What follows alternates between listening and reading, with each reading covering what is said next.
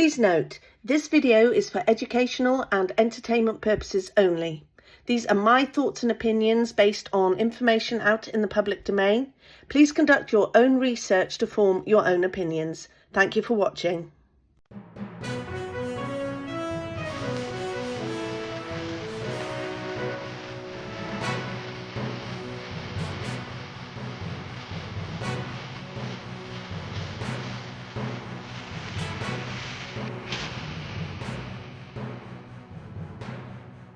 Good evening. Welcome to BTP News Network. I'm Charlotte Jones, and tonight we have a special investigative report following the release of hundreds of police documents and crime scene photos from the Idaho 4 case.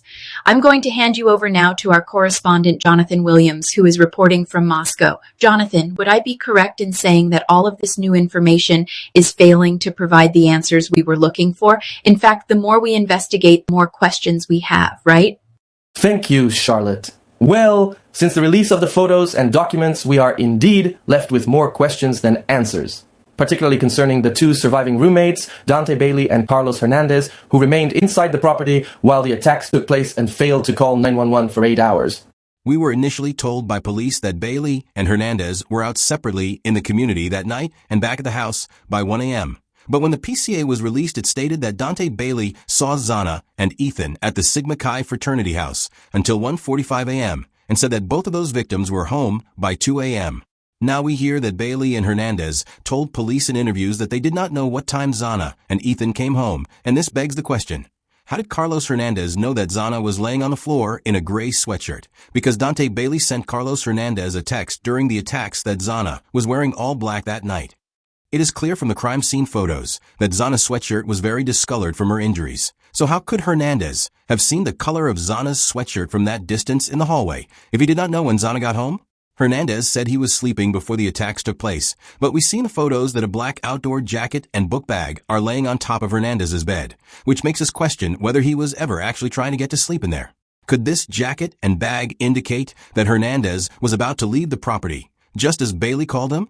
We know that Hernandez did not call Bailey first as he reported. It was the other way around. In fact, Hernandez did not alert anyone to the masked intruder he reportedly saw inside the house. Further proof shows that Hernandez was not asleep at 3:51 a.m. as he entered a new contact into his phone at that time. Yet, the PCA said he woke up and heard Kaylee playing with Murphy at around 4 a.m. on the third floor above.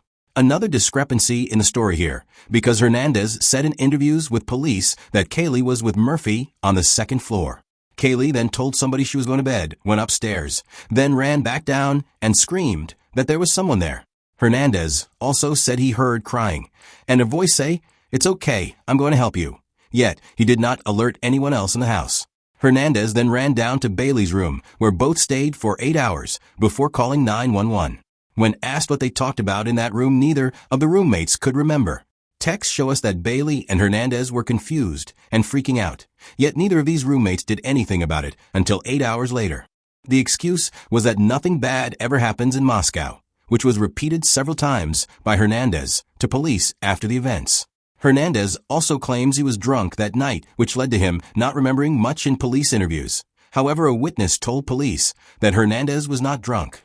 Both Bailey and Hernandez told police they woke up shortly before midday on Sunday. But police phone records prove otherwise. Dante Bailey called his father and mother around 8 a.m. Both were surfing social media, looking at an employment website, and deleting photos for hours in Bailey's room.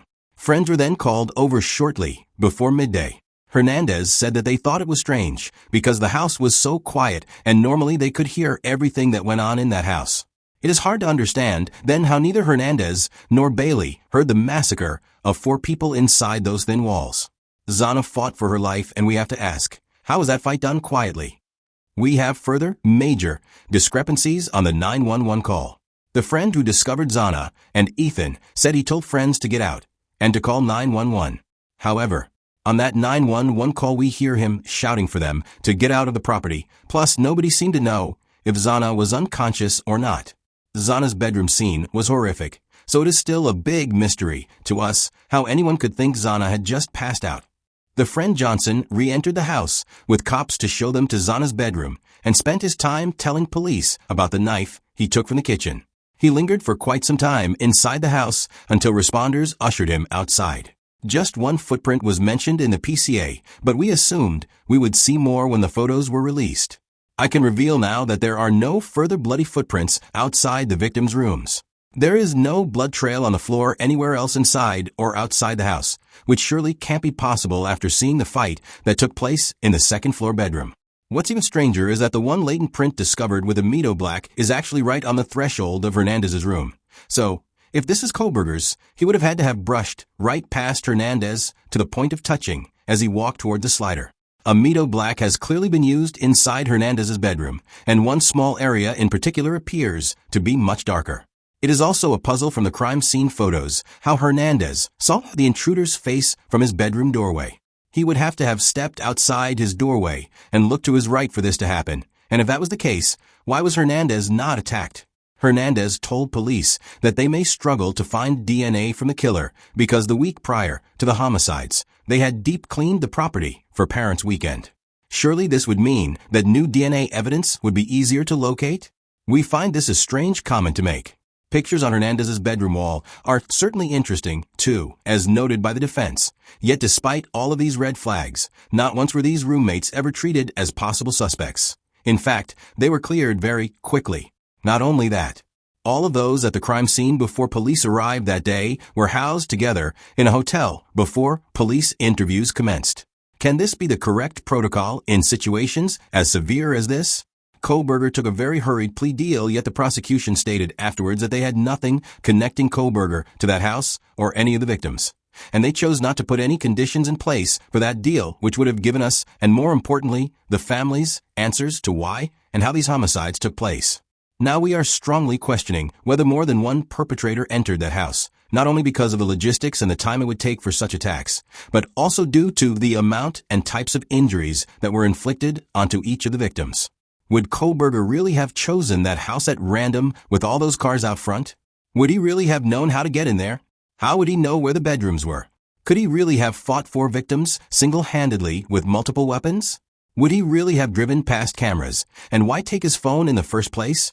And why were Carlos Hernandez and Dante Bailey spared if this attack was random? In particular, Hernandez, who claims the intruder looked right at him.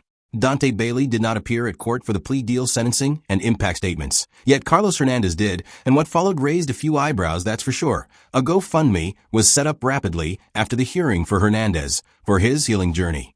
And that GoFundMe has so far raised over $115,000. We are asking, do they have the right person behind bars? Because there is a lot of reasonable doubt surrounding this case. But if they do have the right person, are there others among us right now who should be residing in the cell next door to Brian Kohberger? Charlotte, back to you in the studio. Thank you, Jonathan. Now I am turning to you, our valued viewer. We changed the names, race, and sex of the 2 surviving roommates because we want to know if by doing so, it changes how you feel about the behavior of the 2 friends who were in the house during and after the crimes for a further 8 hours before calling 911. And don't forget, for 4 of those hours, they were actually awake when they told police they were sleeping. We must stress that we are not making any accusations on this program. We are simply asking the questions that are on many lips after the release of this new information. How do you think all of this would have gone down at trial? Please leave your comments below. And for now, thank you for watching. Don't forget to like, share, and subscribe to Beyond the Pale for more of your fact-driven, unbiased coverage.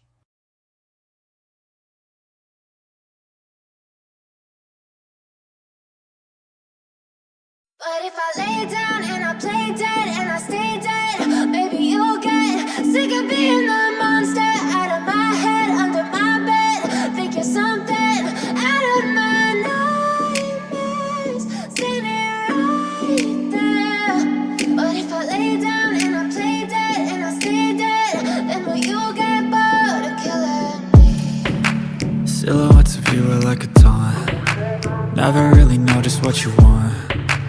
With you I don't ever feel calm. I can feel the sweat inside my palms. Play with me like cats and a string. You don't understand the pain it brings. You don't ever wanna give me wings. You don't ever wanna set me free. You know I'm addicted to you, and it's twisted you've been gifted with the evil.